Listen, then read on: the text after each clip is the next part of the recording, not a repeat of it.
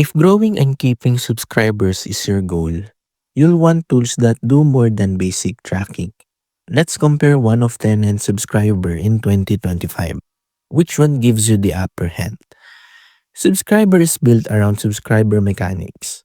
It highlights your subscribe moments, shows when people drop off before hitting subscribe, and suggests tweak points. One of 10 also tracks growth but layers that with content use. It shows which topics and formats are driving spikes in subscriber acquisition, not just raw numbers.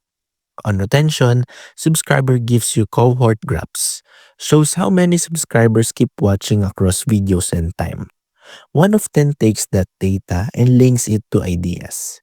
This format lost X% more viewers. Or this topic converted more repeat watchers into subscribers. Subscriber sends alerts when subscriber growth deviates from your norm or when a drop is abnormal. One of 10 pushes further.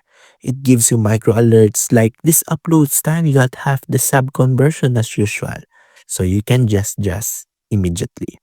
Subscriber is powerful for baseline subscriber metrics. But if you want insights and direction, not just data, one of 10 feels like it gives you smarter ways to grow and retain.